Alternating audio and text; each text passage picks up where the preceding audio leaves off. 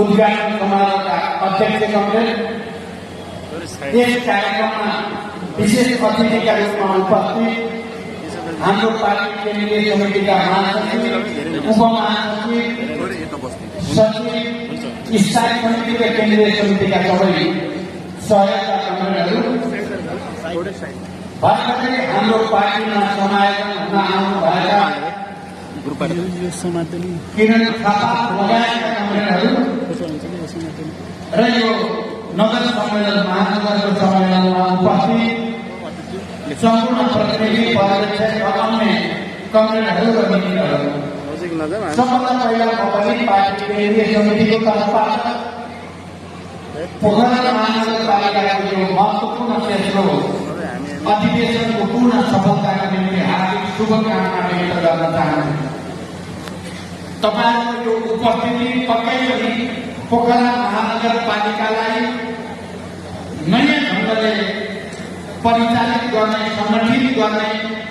र यसलाई नयाँ उचाइमा उठाउने सङ्कल्पका साथ यहाँ उपस्थित हुनुभएको मैले महसुस गरेको छु र यो पोखरा महानगरको सम्मेलन हुनुको नाताले मलाई विश्वास छ मलाई कमरेडहरूले थोरै जानकारी पनि गराउनु भएको छ। यहाँ कास्की जिल्लाबाट प्राय सबै पालिकाका तर्फबाट पनि यहाँ कमरेडहरू यो नगर सम्मेलनको सफलताको निम्ति उपस्थित हुनुभएको छ र पार्टी केन्द्रका पनि हामी नेतृत्वको टिम पनि तपाईँहरूको अगाडि उपस्थित छौँ। यस अर्थमा पोखरा महानगरपालिकाको यो तेस्रो सम्मेलन केन्द्रीय महत्त्वको सम्मेलन हुन पुगेको छ। तपाईँहरू सबैलाई फेरि एकचोटि बधाई भन्न चाहन्छु र पार्टी केन्द्रको तर्फबाट क्रान्तिकारी अभिवादन पनि व्यक्त गर्न चाहन्छु। कमरेडहरू र मित्रहरू, तपाईँहरूको यो सम्मेलन एउटा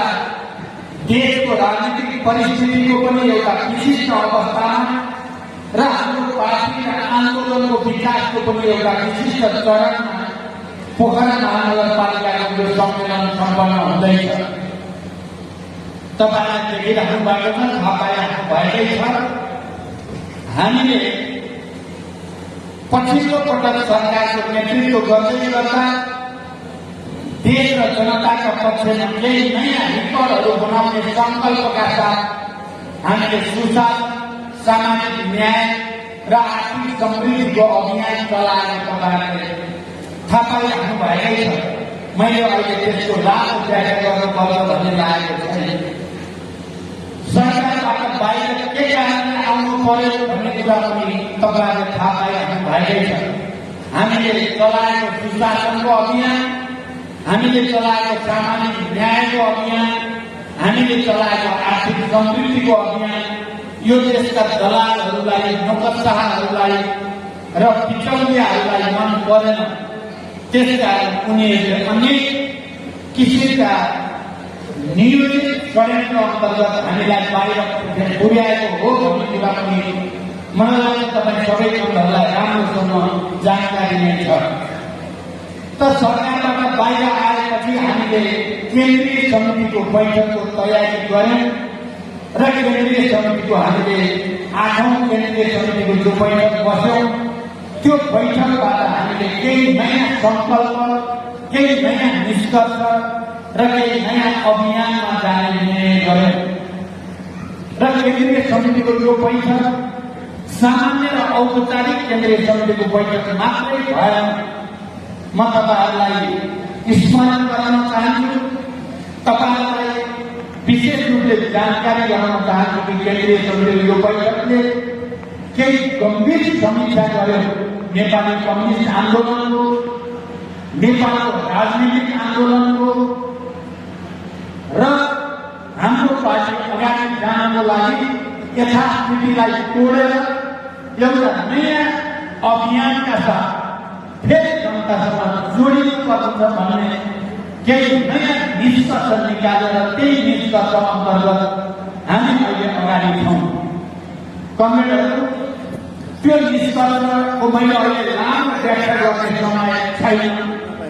तर पनि म तपाईँलाई स्मरण गराउन चाहन्छु त्यो निष्कर्ष समेत हामीले हाम्रा विचारहरू, हाम्रा राजनैतिक मुद्दाहरू, जनतासँगको हाम्रो सम्बन्ध, हाम्रा मजदुर किसानदेखि महिला, दलित, आदिवासी जनजाति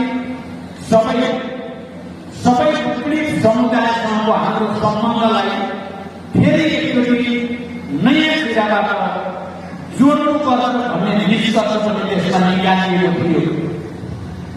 कहीँ न कहीँ त्यो आत्मसमीक्षा र त्यो आत्मआलोचनासँगै हामी फेरि शहीद परिवारहरूसँग, बेपत्ता योद्धाका परिवारहरूसँग, घाइते अपाङ्ग कमरेडहरूसँग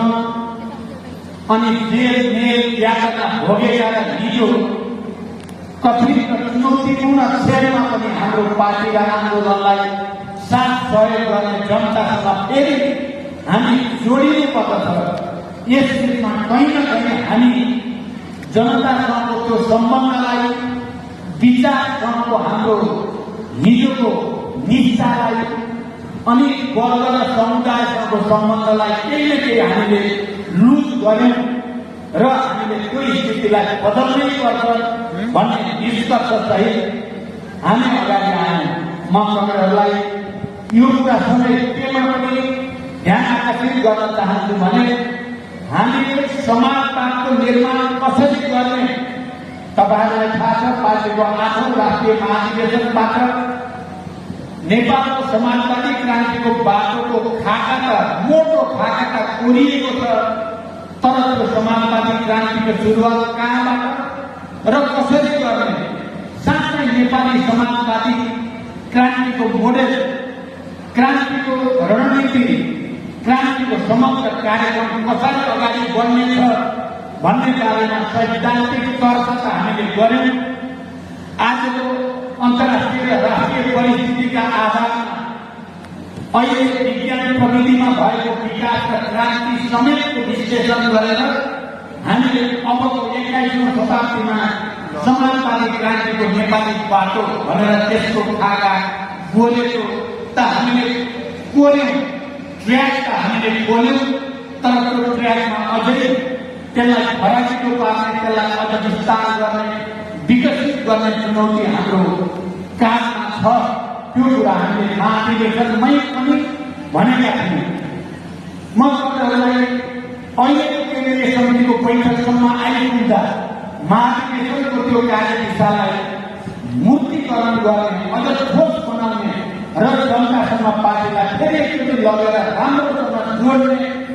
जुन सङ्कल्प थियो त्यसमा हामीले समुदायमा आधारित समाजवाद,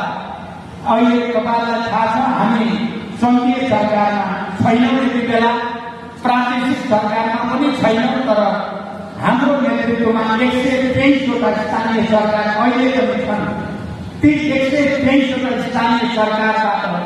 हामीले समाजवादका भ्रूणहरू, समाजवादको बिउ रोप्ने गरी हामीले समुदायमा आधारित समाजवादको कार्यक्रम अहिलेको केन्द्रीय समितिबाट पारित गर्यौं। म तपाईँ सबै जिम्मेवारहरूलाई यो विषयमा गम्भीरतापूर्वक विचार गर्न, केन्द्रीय समितिको दस्तावेजको गहिरो गरी अध्ययन गर्न म विशेष रूपले अपिल गर्न चाहन्छु। यो दस्तावेज कुनै अमूर्त र सैद्धान्तिक कुरामा मात्रै होइन, बरु सिद्धान्तको आलोकमा हाम्रो देशको परिस्थिति, हाम्रा पालिकाहरूको परिस्थिति, हाम्रा स्थानीय विशेषता, हाम्रो जात जाति भाषा भाषी क्षेत्र वर्ग समुदायको संस्कृति, त्यहाँको प्राकृतिक साधन स्रोतको अवस्था हेरेर समाजवादको आफ्नै मौलिक बाटो, हाम्रो आफ्नै बाटो खोजी गर्नुपर्छ भन्ने कुराको हामीले यो पटक कोरेका छौँ। पक्कै तपाईँहरूको ध्यान त्यतापट्टि गएको होला। हाम्रो केन्द्रीय समितिको बैठकबाट नेपाली समाजवादी क्रान्तिलाई तलैबाट जगैबाट उठाउने बारे केही महत्त्वपूर्ण प्रस्तावनाहरू हामीले अगाडि सारेका छौँ र त्यही आधारमा हामीले 123वटै पालिकाका हाम्रो नेतृत्वमा भएका सरकार प्रमुखहरू, उपप्रमुखहरू, पार्टीका अध्यक्षहरूलाई काठमाडौँमा बोलाएर हामीले एउटा अभिमुखीकरण तालिम सम्पन्न गर्यौं र अहिले त्यसको अनुगमन हुँदैछ।